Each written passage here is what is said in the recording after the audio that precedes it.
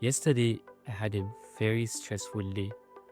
I came back home, I was very tired and there was a lot of headache. I believe it have to do with not just yesterday, but the preceding days. I mostly had a stressful days and I slept for a few hours mostly. So I still decided to read. I took my tab, I started reading. I think I was reading something called basal ganglia from neurophysiology. And suddenly I slept off. So I woke up today and guess what? I was a different person. Well, not physically, but I was really feeling different, not as I was feeling the previous days. And this was all because I had a very long and deep sleep. And I believe that is the reason, that is even the inspiration for making this video today. So our topic for today is sleep. This is quite sensitive, more especially in my own field of studies. Among medical students, you find the topic of sleep very sensitive because many times we find ourselves at a wit's end, whether to stay longer and read or just sleep. And the funny thing is this, it is we who knows how dangerous it is when you do not have enough sleep. But then that's just by the way.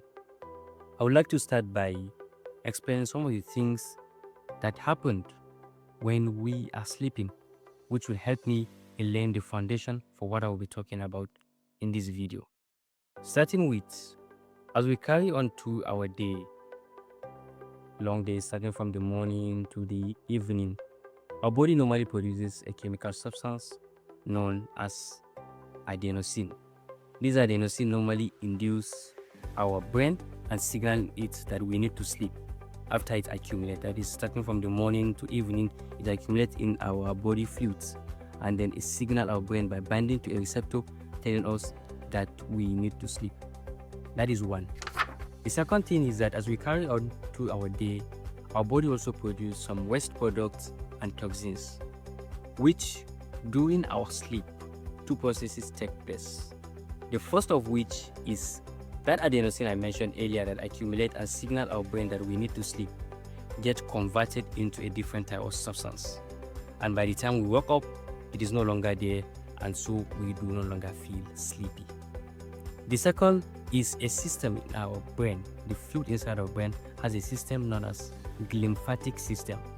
This system normally flush our brain by destroying those waste products and toxins that we accumulated during our day before sleeping. So these two processes are very essential and happen only when an individual has a sufficient sleep. Now the question is, what is a sufficient sleep? Or how do we consider an individual has had a sufficient sleep? It normally varies from individual to individual, but for an adult, most adults need at least 6 to 9 hours of sleep every day to be considered sufficient and efficient. And that is the only way those two processes can occur in such a way that adenosine will be converted into a different substance and then those waste products and toxins will be flushed out of our system. But what happens when we don't have that enough sleep? That is when we began to have headaches.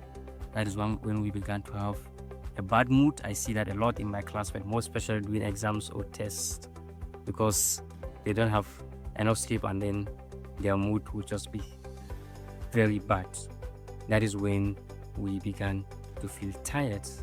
That is when we began to have a lot of stress, anxiety, and all these are the aftermath of not having enough sleep.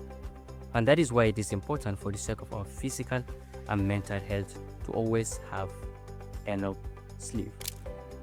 So the first concept I would like to get into in the subject of sleeping is the consumption of caffeine.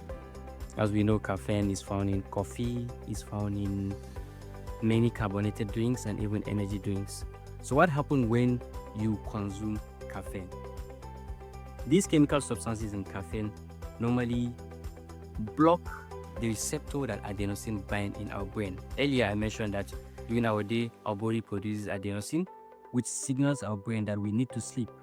And then during the sleeping hours, our brain do destroy those or do convert those substances into something else. So when you consume caffeine, What it does is that it blocks the receptor that adenosine binds to, signaling your brain that you need to sleep.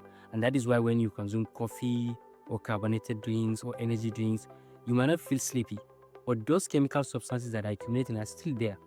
And the thing you need to know is that you are in a debt. You need to pay back this sleep that you are depriving yourself, because you need to convert those adenosine in your brain.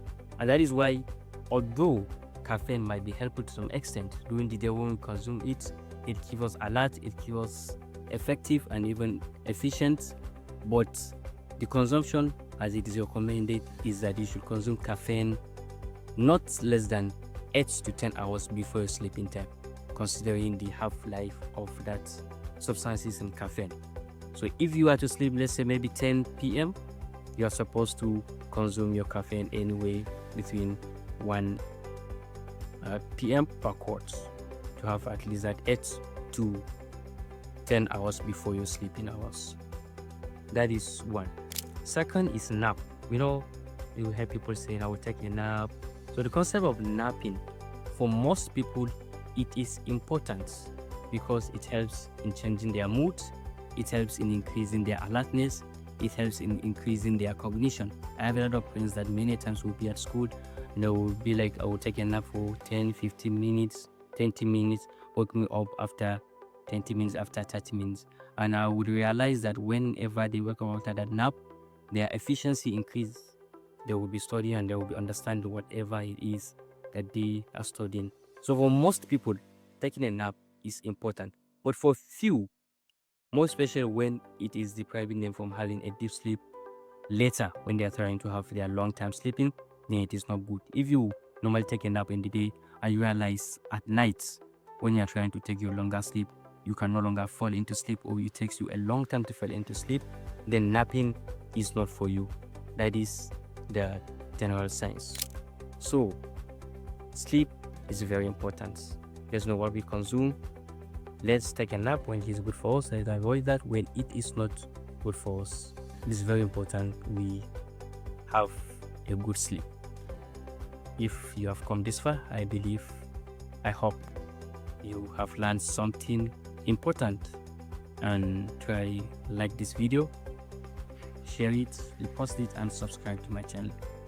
I know many of my classmates would attack me using this video telling me to sleep, but then yes, when you are exhausted, when you are tired, just sleep.